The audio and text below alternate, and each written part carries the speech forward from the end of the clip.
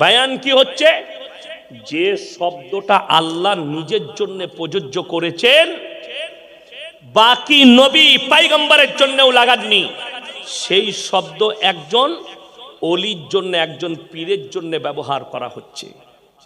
যে শব্দ আল্লাহ নিজের জন্য ব্যবহার করেছেন, কোরআন খুলে শব্দ কি বলছে সে বায়ান। বাবাজিরা, মায়েরা, বোনেরা, বড় পীর আব্দুল কাদের জিলানী রহমাতুল্লাহ আলাইহি তারা 3 কিলোমিটার টানছে, তাহলে মহব্বত কত হতে পারে বড় পীরের সঙ্গে। অনেকজন আমাকে মনে করে এটা পীর বিরোধী মৌলবি। যে মৌলবিরা আমাকে চিনে তারা জানে আমি পীরের বেটা, পীর বিরোধী লয়। আমার ভাই, দুঃখটা এক জায়গায়, এই 3 কিলোমিটার টেনে বলছে বড় পীর আব্দুল কাদের জিলানী এত উঁচু মানুষ ছিলেন, তিনার মর্তবা আল্লাহ এত দিয়েছিলেন, গোটা যত সমুদ্র আছে সমস্ত সমুদ্রের পানিগুলো যদি কালি করে দেওয়া হয় আমার বাবাজিরা, আর পৃথিবীর যত গাছ আছে সব যদি কলম করে দেওয়া হয়, আর বড় পীরের তারিফ, বড় পীরের প্রশংসা যদি পৃথিবীর মানুষ লিখতে শুরু করে, বাপ কিয়ামতের সকাল পর্যন্ত লেখে শেষ করতে পারবে না। তখন সবাই বলছে সুবহানাল্লাহ, সালা বড় পীর এরকম লোক ছিল। আমি স্টেজে গিয়ে বসলাম, তুমি পালিও না, কোথায় পড়াশোনা করেছো? হুজুর মাছাই কিছুদিন পড়ে এলাম। আমি না, তাহলে দোষ তোর নাই, দোষ এদের, যে দাউদ দিয়েছে তা। চলো উঠো, হাঁটো এখান থেকে। তাকে আমি জিজ্ঞেস করলাম, হে মুসলমান, যে শব্দ নবীজির জন্য আল্লাহ ব্যবহার করেননি, একটা মৌলবি আপনাদের এখানে কোন বাপের বেটা 24 পরগনার মৌলবি যদি বার করতে পারে যে আল্লাহ রাব্বুল আলামিন হাদিসের মধ্যে এবং কোরআনে রাসূলের জন্য এই ভাষা ব্যবহার করেছেন, রাসূলের জন্য প্রযোজ্য, আমি আর জীবনে বক্তব্য দেব না, খালি এসে প্রমাণ করিয়ে দিবে কোরআন থেকে এটা রাসূলের জন্য পড়েছে। আর আমি আপনাকে প্রমাণ দিচ্ছি, গোটা কোরআনের মধ্যে সূরা কাহাফ, কোন সূরা বললাম? সূরা কাহাফ, একবারই শেষ আয়াতের আগের আয়াত সূরা কাহাফের, যেখানে মারিয়াম, সূরা মারিয়াম শুরু হচ্ছে 16 পারায়, তার আগে একটা আয়াত আগে আল্লাহ রাব্বুল আলামিন নিজে কি বলছেন কোরআনে, কার জন্য? পৃথিবীতে শুনে নেন, আল্লাহর কসম করে বলছি, একটা মানুষও নিজের প্রশংসা করার যোগ্যতা রাখে না, স্বয়ং সিরেফ আল্লাহ রাখেন। জোরে বলুন সুবহানাল্লাহ। নিজের প্রশংসা করার যোগ্যতা একমাত্র আল্লাহর আছে, বাকি পৃথিবীর কারণ নাই। কোরআন খুলেন, আমার আল্লাহ রাব্বুল আলামিন কোরআনে বললেন, কুল লাউ কানাল বাহরু মিদাদাল লিকালিমাতি রাব্বি লানাফিদাল বাহরু ক্বাবলা আন তানফাদা কালিমাতু রাব্বি ওয়ালাউ জিনা বিমিসলিহি মাদাদা। হে আমার নবী, পৃথিবীর মানুষকে বলো আমার সম্পর্কে, গোটা পৃথিবীর যত দরিয়া আছে এই পানিগুলো যদি কালি করে দেওয়া হয়, আর মানুষ যদি আমার প্রশংসা লিখতে শুরু করে, পৃথিবীর সব মানুষ, সমস্ত কালি শেষ হবে, আবার আমি অতটাই দেব, সেটাও শেষ হবে। কিয়ামতের সকাল পর্যন্ত পৃথিবীর মানুষ আল্লাহর প্রশংসা লিখে শেষ করতে পারবে না। জোরে একবার বলুন সুবহানাল্লাহ।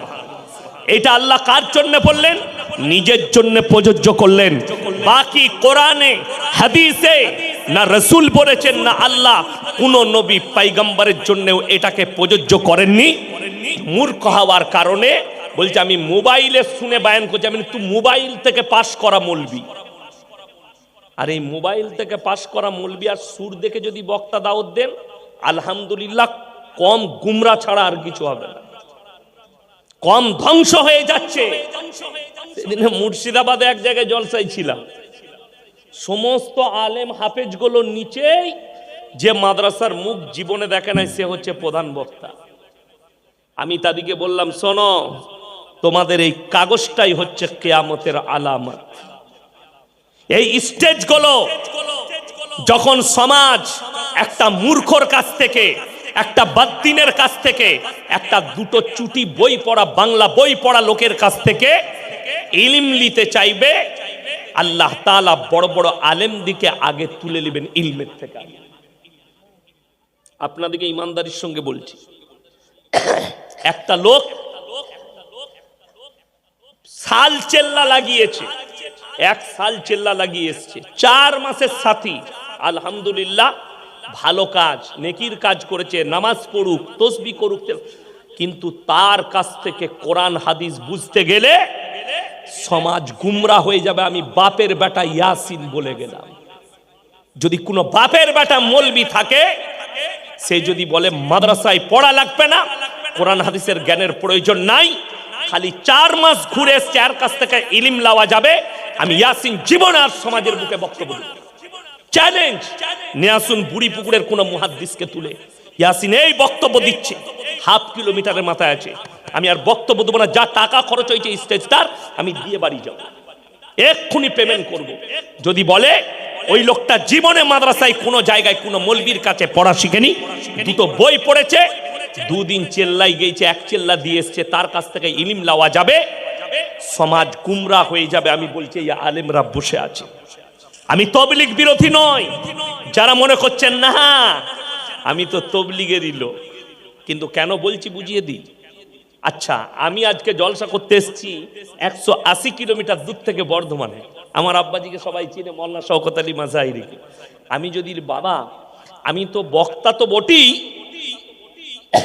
6 মাস আমি ক্যান্সারের রুগীদিকে কিভাবে অপারেশন করতে হয়, চিকিৎসা করতে হয়, আমি বই পড়ে ট্রেনিং নিয়েছি, বই পড়েছি। তো তোমাদের এলাকার যতগুলো ক্যান্সারের রুগী আছে, সকালবেলা এই স্টেজে নিয়ে আসবে, আমি অপারেশন করব। হুজুর কি দিয়ে করবেন? কুদাল আর গাঁইতি দিয়ে করব। আমাকে পাগল বলবেন না? বলবেন না? ঠিক সেম এই অবস্থা। আপনি ডাক্তার দেখালে আপনি দত্তপুকুরে দেখাবেন না, পুকুরিয়ায় একটা ডাক্তারকে দেখাবেন না। আপনার কাছে পয়সা আছে, আপনি কলকাতায় দেখাবেন না, আমি ডাক্তার দেখাবো ব্যাঙ্গালোরে গিয়ে। লোক যাচ্ছে না, যায়নি ব্যাঙ্গালোরে? কেন যাচ্ছে? আপনি বলছেন ব্যাঙ্গালোরের ডাক্তার ভালো, চিকিৎসা ভালো। নিচে করে যদি কেউ চেম্বারে লিখে দেয় রবিবার ব্যাঙ্গালোর থেকে অমুক ডাক্তার আসছে, সেখানে যদি গরু গিয়ে বসে থাকে তাই দেখাতে যাবে। ঠিক বললাম না ভুল বললাম? লাইন দিয়ে দিবে, স্যার আমার একটা নাম লিখে দেন তো, ওই ডাক্তারকে দেখাবো। ব্যাঙ্গালোরের ডাক্তার, মুম্বাইয়ের ডাক্তার। আপনি ডাক্তার খুঁজছেন ভালো, আর যার কাছ থেকে ইলিম নিবেন সে 2টো বই পড়ে ইলিম দিবে, আর আপনি তার কাছ থেকে ইলিম নিয়ে নিবেন। আজকে তো আমাদের সমাজটা ওই করে ধ্বংস হয়েছে। কেন? এরা যদি 2 টাকায় মৌলবি পায়, তা 4 টাকায় যাবে না। 2 টাকায় পেলে 4 টাকায় যাবে না। ওই জন্য তো এখন আমাদের দেশের অবস্থা এত খারাপ, আপনার অবস্থা এত খারাপ, অবাক হয়ে যাবেন। মসজিদের মুয়াজ্জিন রাখবে, পয়সা দিয়ে রাখবে না। গ্রামের চাচা বয়স হয়ে গেছে, চাচা আর কাজ করতে পারছে না। চাচাকে বললে, চাচা গো তুমি তো নামাজ পড়ো, আর তো কাজে যেতে পারছো না, তোমার তো লোকও নাই, তুমি এক কাজ করো। কি বাপ? মসজিদে একটু ঝাড়ু ফাড়ু দিবে, 5 ওয়াক্ত আজানটা দিবে, আর পেটে ভাতে খাবে, তোমাকে বেতন দিতে পারবো না। চাচা দেখলে নাই মামার থেকে কানা মামা অনেক ভালো, এইটাই ভালো, খেতেও পাবো, বেতন নাই বা দিলে। সেই চাচার আজান শুনে ফেরেশতার গায়ে থাকে না। কথাটা বুঝতে পারেননি? সে আজান দিয়ে আল্লাহু আকবার,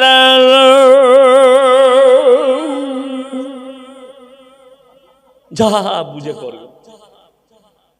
আরে এগুলো সমাজে আপনারা ইসলামটাকে মজাকের পাত্র বানিয়েছেন।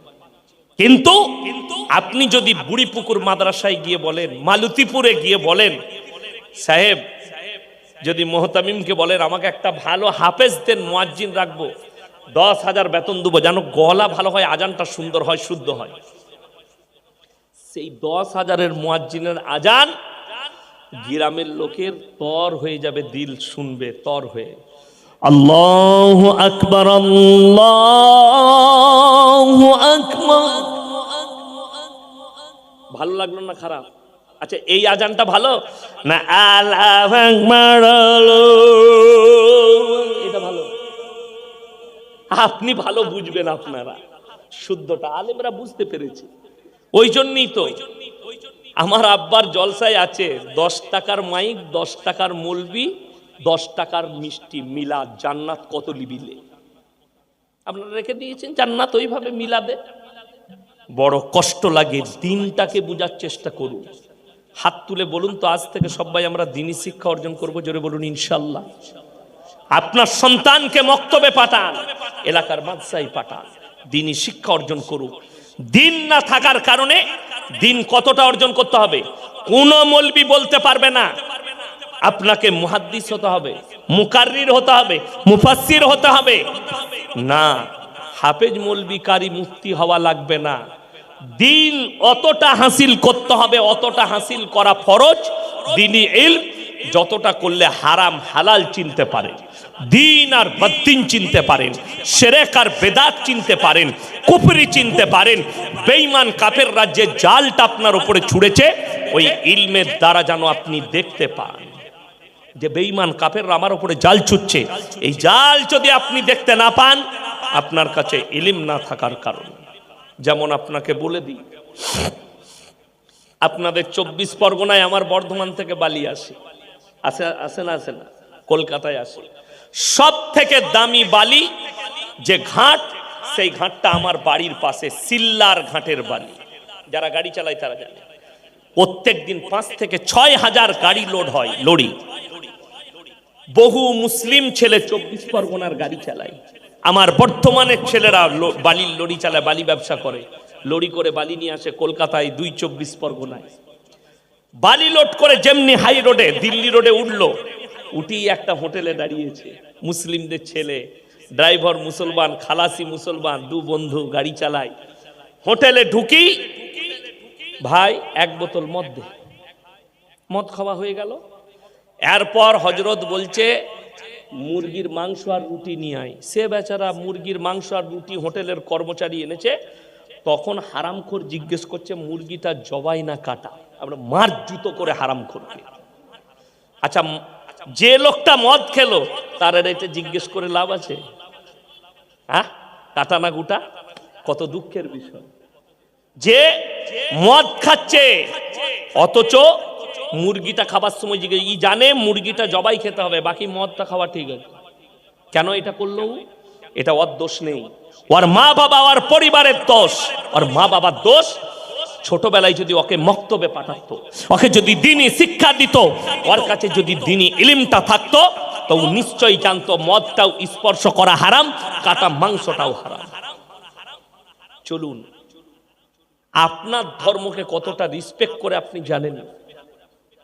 আপনার বারাসাত থেকে একটা 34 নম্বর জাতীয় সড়ক বেরিয়েছে, যেটা ডালখোলা হয়ে আসাম যাচ্ছে, আছে না নাই? এই রোডটা হচ্ছে বকখালি ডালখোলা রোড, ম্যাপেতে উঠে বকখালি ডালখোলা রোড, 34 নম্বর জাতীয় সড়ক। এই জাতীয় সড়কে বহরমপুর, মুর্শিদাবাদ বহরমপুর পার করার পরে, বাইপাস পেরোনোর পরে পলসন্ডা মোড়, পলসন্ডার পরে একটা হোটেল আছে, হোটেলটা পাঞ্জাবিদের পাপ্পুদা ধাবা হোটেল। ওই হোটেলে 3টে বোর্ড লাগিয়েছে। কেন? তারা জানে আমরা যে জায়গায় ব্যবসা করছি এটা মুসলিম প্রধান এলাকা, আর মুসলমানদের কাছে মদ স্পর্শ করা হারাম। 1 নম্বর বোর্ড লেখা আছে মদ বিক্রি করা নিষেধ। 2 নম্বর বোর্ড মদ পান করা নিষেধ। 3 নম্বর বোর্ডটা যেটা দিয়ে আছে নো স্মোকিং, ধূমপান নিষেধ। তারা জানে আমরা যেখানে ব্যবসা করছি মুসলিম প্রধান। আর আপনাকে আমি দেখিয়ে দেব, তার হোটেল থেকে 10 কিলোমিটারের মাথায় মুসলিমদের হোটেল আছে, হারামখোর মদও খায়, মদ বিক্রি করে। আপনাদের 24 পরগনায় নাই? কথা বলেন। মুসলিম মদও খাচ্ছে, মদও বিক্রি করছে। আপনাকে আমি দত্তপুকুরে দেখিয়ে দেবো, আপনাকে আমি হাড়োয়াই দেখিয়ে দেবো, মদ পান করে, মদ বিক্রিও করে। এইটা হচ্ছে দুঃখের। আপনি মুসলমান হয়ে হারাম জেনে আপনি কারবার করছেন, আর একটা অমুসলিম সে জানে মুসলমানরা মদ স্পর্শ করে না। আমি ওই হোটেলটাই মাঝে মাঝে খানা খাই, ওই হোটেলটাই মাঝে মাঝে চা খাই। যখন মুর্শিদাবাদ থেকে জলসা করে মালদা কিংবা উত্তরবঙ্গ যাই, আমি ওখানে দাঁড়িয়ে নাস্তা করি, টিফিন করি, খুব রেসপেক্ট করে। আমি খাই বলে আমাদের মতো মৌলবীকে কাগজের গিলাসে পানি দেয়, কাঁচের গিলাস দেয় না। কেন? সে জানে কত হারাম খানেওয়ালা লোক ওই গিলাসে, কাঁচের গিলাসে পান করে, এরা পবিত্র লোক, এদিকে দেয়া যাবে না, কাগজের গিলাস দেয়। তারা আপনার ধর্মকে, ওই পাঞ্জাবিরা কতটা রেসপেক্ট করে, অথচ আপনি নিজের ধর্ম সম্পর্কে জ্ঞান রাখেন, আপনার হুঁশ নেই। চলুন, আপনি এইটা জেনে গেলেন। রাতের বেলায় ইয়াসিন ভাই এসছিল আমাদের পুকুরিয়ায়, বলে গেছে জবাই করা মাংস খাবি। আচ্ছা, সকালবেলায় আপনি কলকাতায় গেলে কোনো রেস্টুরেন্টে, হোটেলে খেতে গেলে আপনাকে জিজ্ঞেস করা লাগবে না যে মুরগিটা জবাই না কাটা? কথা বলেন, জরুরি এটা। আপনি যেখানে খান, যদি অপরিচিত জায়গা হয়, আপনাকে জিজ্ঞেস করতে হবে দাদা মুরগিটা জবাই না কাটা। যদি জবাই হয় আলহামদুলিল্লাহ খান, বিশ্বাস হচ্ছে আপনি খান, নাইলে খাবেন না, বিশ্বাস না হলে। চলুন, আপনি এইটা বুঝলেন সকাল বেলায়। বাজারে গিয়ে রাতের বেলায় জলসা শুনেছি, বর্ধমান থেকে ইয়াসিন ভাই এসেছিল, সে বলে গেছে জবাই করা মাংস খাবে। কিনছেন জবাই করা মাংস, কিন্তু টাকাটা বা সুদের টাকা সেই একই মাল দাঁড়িয়ে গেল। কথাটা বুঝাতে পারলাম? টাকাটা সুদের টাকা, মুরগিটা জবাই, মাল একই দাঁড়িয়ে গেল। কেন? আমার আল্লাহ কোরআনে বলেছেন ওয়াহাল্লাল্লাহুল বাইয়া ওয়া হাররামার রিবা, তোমাদের জন্য সুদকে হারাম করেছি আর ব্যবসাকে হালাল করেছি। জোরে বলুন সুবহানাল্লাহ। ব্যবসা হালাল, আপনি ব্যবসা করুন, ব্যবসায় বরকত দিয়েছে, ব্যবসা রাসূলের সুন্নাত, আপনি ব্যবসা করুন, কোনো অসুবিধা নেই। সুদ হারাম। প্রথমেই একজন আলেম বক্তা বায়ান করছিলেন এই স্টেজে যে সব থেকে নিম্ন পাপ, 1 টাকা যদি কেউ সুদ খায়, নিজের মায়ের সঙ্গে 36 বার জিনা করার সমান পাপ হবে। এটা রাসূল সাল্লাল্লাহু আলাইহি সাল্লামের হাদিস। সব থেকে নিম্ন যারা সুদ খায়। আচ্ছা, আপনি বলুন, এখানে এমন একটা ব্যক্তি হাত তুলেন যে জানেন না সুদ খাওয়া হারাম? সবাই জানে না? জানে না সুদ খাওয়া হারাম। এইটা জানার পরে যে মুসলিম সুদ খেলো, সে আল্লাহর সঙ্গে যুদ্ধ ঘোষণা করলো না? করলো না? সে রাসূলের সঙ্গে যুদ্ধ ঘোষণা করলো না? করলো না? অথচ আমাদের দেশে অবাক হবেন, মসজিদে মদ খেয়ে কেউ ঢুকতে পায় না, গাঁজা খেয়ে ঢুকতে পায় না, সুদখোররা আতর লাগিয়ে নামাজ পড়তে পায় জুম্মার দিনে। ঠিক বললাম না? কোনো বাধা নাই। সুদও খাচ্ছে, হারামখোর নামাজও পড়ছে, আর লোককে বলছে আমি মুমিন। তুমি কি তোমার দিলকে জিজ্ঞেস করো? তোমার তো মসজিদে প্রবেশই করা যায় না। যে প্রত্যেক দিন মায়ের সঙ্গে জিনা করার পাপ করছে, তার আর মসজিদে প্রবেশ করা যায়? করতে পাবেন যদি মসজিদের দরজায় পাটা রেখে বলেন, আল্লাহ যত পাপ করেছি জীবনে, তুমি আমার সব পাপকে মুছে দাও, আমি আজ থেকে আর এই সুদের ধারে পাশে যাব না। আল্লাহ তোমার গুনাহগুলো ক্ষমা করে দিবেন। যারা মনে করছেন আমি পাপের সাগরে ডুবে গেছি, এত পাপ করেছি, আমি কি ইস্তেগফার করলে আল্লাহ ক্ষমা করবেন? সূরা ফুরকান। যারা পাপ করেছেন মনে মনে ভাবছেন, যাদের মনে হচ্ছে কাল থেকে আর পাপ করব না, নামাজ পড়ব, আল্লাহর ধ্যানে যাব, রাসূলের আখলাকে যাব, তারা শুনেলেন সূরা ফুরকানে আল্লাহ ওয়াদা করেছেন, ইল্লা মান তাবা ওয়া আমানা ওয়া আমিলা আমালান সলিহা ফাউলাইকা ইউবাদদিলুল্লাহু সাইয়্যাতিহিম হাসানাত ওয়া কানাল্লাহু গফুরার রহিমা। হে আমার নবী বলো, তারা যদি পাহাড়ের মতো পাপ করে, আর তারা যদি আমার কাছে ইস্তেগফারের মতো ইস্তেগফার করে, আমার কাছে তওবা করার মতো তওবা করে, আমি পাহাড়ের মতো গুনাহগুলো নেকি দ্বারা বদলে দেব। জোরে বলুন সুবহানাল্লাহ। আপনি তো ইস্তেগফার করে দেখুন, আল্লাহ ভুল হয়েছে জীবনে, আর জীবনে পাপ করব না, আল্লাহ আর জীবনে কোনোদিন এই ধরনের অন্যায় করব না। এটা আপনি একবার আল্লাহর কাছে কেঁদে দেখুন। আর আল্লাহর কাছে দোয়া কবুল হবে তখন যখন আপনি হালাল খাবার খাবেন, তখন। এটা আল্লাহ শর্ত রেখেছে। আমাদের জীবনে খাবার হারামে ভরে গেল, অথচ যেমন লটারি কাটা হালাল না হারাম? আপনাদের এখানে নিশ্চয়ই কেউ লটারি কাটে না, তাই না? কাটে? কাটে তো দূরের কথা, মুসলমান লটারি কাটছে, লটারি বেচছে। ঠিক বললাম না ভুল বললাম? লটারি বিক্রিও করছে। যে লটারি বিক্রি করে তার টাকাটা সম্পূর্ণ হারাম টাকা। যে লটারি কিনছে, লটারিতে যদি 10 টাকা পড়ে হারাম।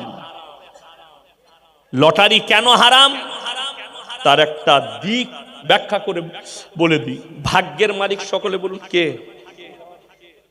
আরো জোরে বলুন কে?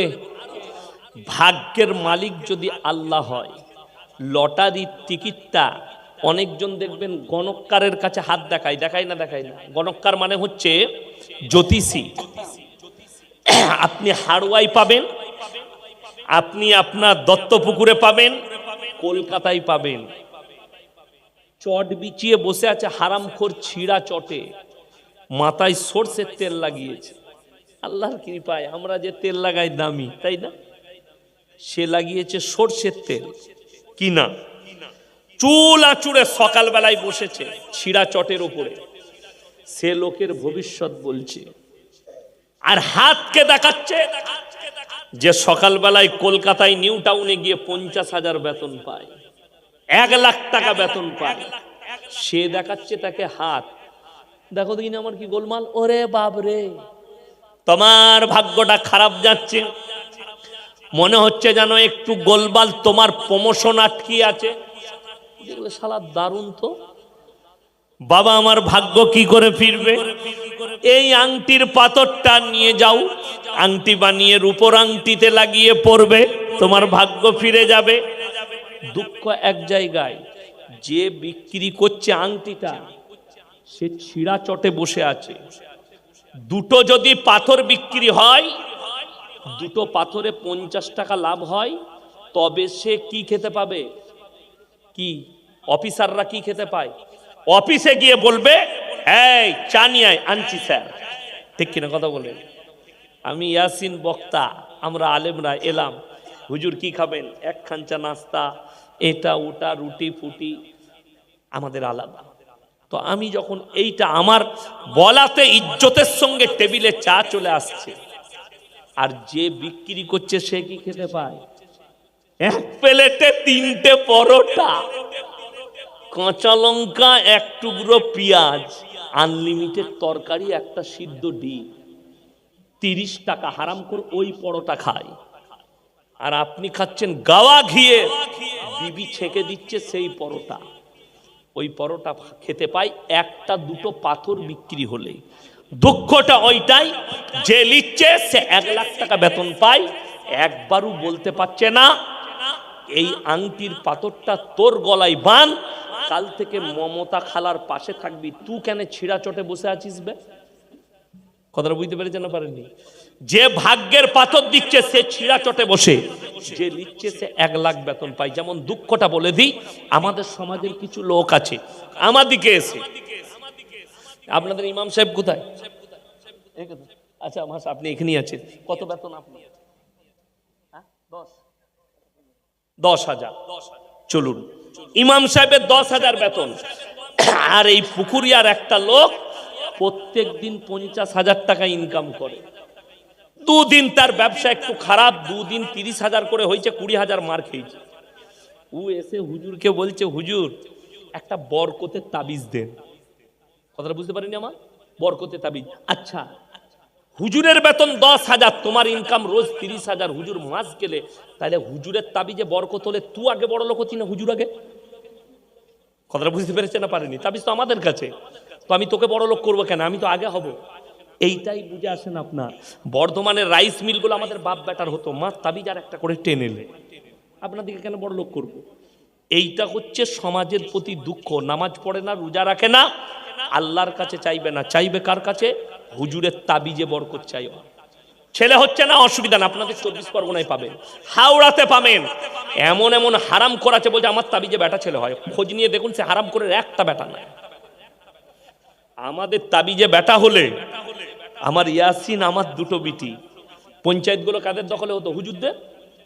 ইসলামে 4টা বিয়ে যায় যাচ্ছে না নাই? 4টা বিয়ে করতাম, 4 10 কত? 10 বছরে 40টা বেটা। লাঠির জোর আমার, পঞ্চায়েত আর কেউ পাবে? পঞ্চায়েত আমার। দুঃখ লাগে, আরে বুকা, আমাদের তাবিজে বেটা ছেলে হলে মৌলবীদের আর বিটি হতো না। আর যে বলছে তার কানটা মুচুড়ে তাকে দেখান, কোরআন সূরায়ে আল ইমরান। সে যদি বলে আমি মুসলিম, তার কানটা মুচুরে কোরআন খুলে সূরায়ে আল ইমরানের একবারই প্রথম পৃষ্ঠা, ওয়াল্লাযী ইউসাউবিরুকুম ফিল আরহামি কাইফা ইয়াশা লা ইলাহা ইল্লা হুয়াল আজিজুল হাকীম। হে আমার নবী বলে দাও, মায়ের গর্ভে বাচ্চা দান করি, আমি আল্লাহ আমার ইচ্ছা মতো আকৃতি দিই, আমি কারো পরামর্শে কাজ করি না। এটা কোরআন। আমি আল্লাহ আমার ইচ্ছা মতো দান করি, আমি কারো পরামর্শে কাজ করি না।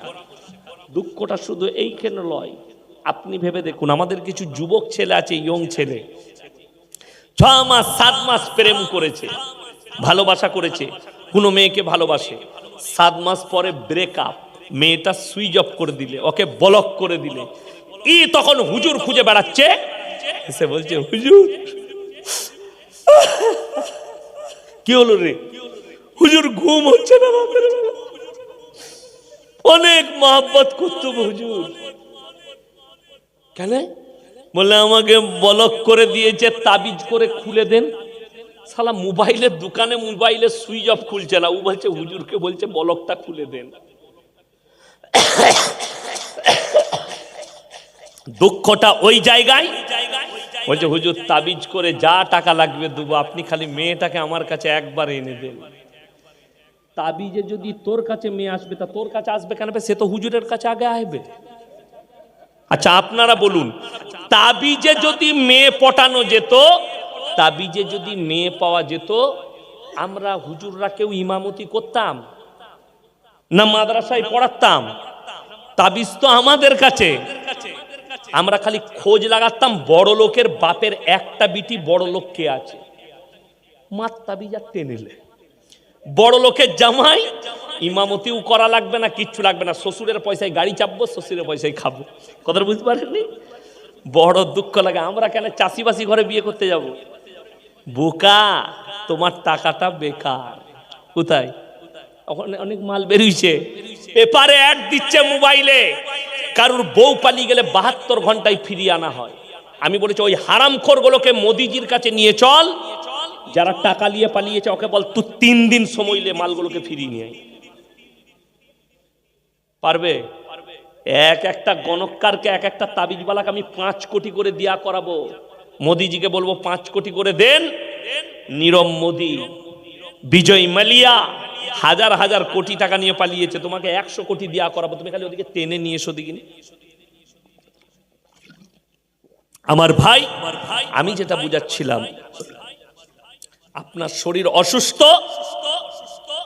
আপনি এমন এক মৌলবীর কাছে যাবেন যে কুফরি করবে না। আমার গাড়িতে চাপেন, সকালবেলায় নিয়ে গিয়ে আমি বর্তমানে আমার এলাকায় দেখাবো, হারামখোর পিসাব করে পানি লাই না, মাজারে বসে আছে, তাবিজ লেখছে, খালি কি কি ডিজাইনে লেখছে আল্লাহ ছাড়া কেউ জানে। আজ থেকে 7 বছর আগে মাদ্রাসায় গেটে ঢুকেই আমার কামরা, আর আমি কামরার সামনে ক্লাস করি, তো সকালবেলা আমি জলসা করে রাত জেগে আছি, একটা বুড়ি মা বসে আছে, এসে কি ব্যাপার গো হুজুর, ঘরের ঝামেলা সামালতে পারছি না, পা কি করব, তাবিজ লাগবে, তাবিজ। আমি দেখলাম, আমি বললাম আমি তো তাবিজ ফাবিজ লেখি না। ঝামেলা কি জানেন? ইমাম সাহেব যদি বলে আমি তাবিজ লিখতে জানি না, পাড়ার মেয়েরা বলবে কি মৌলবি রেখেছিল, কিছুই জানে না, ইমামের চাকরি শেষ। আমি দেখলাম একে যদি আমি তাবিজ না দিই, সকালবেলায় গিয়ে গ্রামে আমার বদনাম করবে, ও কিচ্ছু জানে না লো। বদনামের থেকে একটা মাল দেওয়া, বলো কি হয়েছে মা? বাবা, প্রত্যেক দিন আমার বৌমাদের সঙ্গে ঝগড়া হয়, আর আমার বৌমারা গালি দেয়। আমি তুমি কি করো? বলে আমি সমানে চালাই, মানে উমালু কম লয়। কি করতে বলে? তাবিজ দাও। আচ্ছা, গাল বন্ধ তাবিজ জানা আছে হুজুর কারণ? এই মৌলবিগুলো খেপে যাবে আমরা, কি বুঝলেন? আবার যদি দেওবান্ধে পাঠান, উমাল খুঁজে পাবে না, গাল বন্ধ তাবিজ কোথায় আছে কি জানি, আমাকে বলছে দিতে হবে। আমি দেখলাম তাবিজ একটা দিই, এরকম সাদা কাগজকে কামরার ভেতরে মোটা করে দিয়ে দিল, মেরু মোটা করে। হুজুর এত বড় তাবিজ, আমরা গালের নয়, ওই জন্য একটু মোটা পাড়া। গাল যে খুব ডেঞ্জারাস জিনিস মা। আচ্ছা কি করব বাপ? আমি বললাম যখন ঝগড়া হবে তোমার বৌমারা গালি দেবে, তুমি কামরার ভেতরে ঢুকে তাবিজটা দাঁতে করে টিপে বসে থাকবে। কাজ হবে না, মারাত্মক কাজ। তুমি খালি বসে থাকবে, কিচ্ছু করো না। আচ্ছা বাবা। এরপরে এক সপ্তাহ পরে আবার ঝগড়া লেগেছে। সে তখন হুজুরের তাবিজ বার করে দরজা লাগিয়ে দাঁতে করে টিপে বসে আছে। এরা বাইরে চিন্তা করছে, তিনটে যা এত গাল দিচ্ছি ভেতরে, কি বুঝলেন, অ্যাকশন কেন দিচ্ছে না, এত অ্যাকশন রিঅ্যাকশন নাই কেন, থাকবে কি করে? আমি তো মুখে মাল ভরে দিচ্ছি, কথা বলতে পাবি না, তাবিজ ভরে বসে থাক। এরপরে এরকম করে 2 মাস কেটে গেল। বৌমারা দেখলে এত গাল দিচ্ছি, এত কথা বলছি, উত্তরই দেয় না, ওকে আর বলে লাভ নাই, বন্ধ। এরপরে বলছে হুজুর একদম তাবিজ মারাত্মক কাজ করেছে, সব কিছু বন্ধ হয়ে গেছে। আমি বললাম তাবিজটা খুলে দেখো, আমি কিছুই লিখিনি, সাদা। সে তখন খুলে দেখে বলছে তাই তো, কিছুই লেখা নাই। আমাকে বলছে বাপ কি করে কাজ হলো? আমি বললাম বৌমা গরম হলে শাশুড়ি চুপ করে যাও, শাশুড়ি গরম হলে বৌমারা চুপ করে যাও। একজনকে হার মানতে হবে, হবে না? হবে না? আরবি কিতাবে একটা ঘটনা এসছে। একটা বড় গাছ নদীর ওপরে পড়েছে, নদীর এপার থেকে একবারই ওপারে চলে গেছে। এরপর ওই দিকে একটা শিয়াল চেপেছে, এইদিকে একটা শিয়াল চেপেছে, দুজনাই মধ্যখানে হাজির। ও বলছে তুই পেছনে যা, ও বলছে তুই পেছনে যা। তো কেউ পেছুবে না, জিদ ধরে আছে। এরা দুজনা পরামর্শ করলে বলে এক কাজ কর, তুই একটু পেছনে যা, আমিও একটু যাই। ছুটে এসে দুজনা ধাক্কা মারবো, যে থাকবে সে পেরিয়ে যাবে, যে পড়ে যাবে সে মরে যাবে। 2টো মাল পড়বে না, পড়বে না একসাথে। ধাক্কা মারলো, 2টো মালই পড়ে গেল। আমার কথার মানে বুঝতে পেরেছেন? এখানে লেখক যিনি লিখেছেন তিনি বুঝাতে চেয়েছেন একজনকে পেছুতে হবে, একজনকে হার মানতে হবে। শাশুড়ি চুপ করে যাক, ঝামেলা মরে যাবে। যা কিছু হবে আমাদের, নামাজ পড়বে না, রোজা রাখবে না, দিনদার হবে না, আল্লাহর কাছে কাঁদবে না, কিসে? তাবিজ, তেল পড়া, পানি পড়া। আর এইটার কারণে বিশ্বাস করুন, আমার কাছে রেকর্ডিং আছে, কলকাতার আপনাদের 24 পরগনার, আমি জায়গার নাম করব না, অমুক তান্ত্রিক হাফেজ অমুক, আমি তাকে ফোন করলাম, ভাই আয়াতুল কুরসিটা পড়ে শোনাও। আমাকে মা বোন তুলে গাল দিলে, রেকর্ডিংটা আছে। তার মানে উমাল জানিই না, আয়াতুল কুরসিটা জানে না, সূরা ফাতিহা পড়তে পারছে না। মানুষ তাদের কাছ থেকে ভালো মন্দর তাবিজ নিতে যাচ্ছে, সমাজ কি করে বুঝবে? আর রাসূলের হাদিসে আছে সমস্ত রোগের শিফা আল্লাহ সূরা ফাতিহার মধ্যে রেখেছে। জোরে একবার বলুন সুবহানাল্লাহ। রাসূল বলেছেন সমস্ত রোগের শিফা হচ্ছে কালো জিরার মধু শহদ। আপনার রোগ হয়েছে, সকালবেলায় খালি পেটে 10-12টা দানা কালো জিরার মুখে নিয়েলেন, শাহাদত আঙ্গুলটা মধুতে ডুবিয়ে চুষেলেন। আপনার আল্লাহ চাইলে গ্যাস্ট্রিক ভালো হবে, আল্লাহ চাইলে ক্যান্সার ভালো হবে, আল্লাহ চাইলে টিউমার ভালো হবে, আল্লাহ চাইলে পেটের ব্যাধি ভালো হবে। আল্লাহ যদি চায়, এটা রাসূল সাল্লাল্লাহু আলাইহি সাল্লাম বলেছেন সমস্ত রোগের শিফা। আপনি ওইটাকে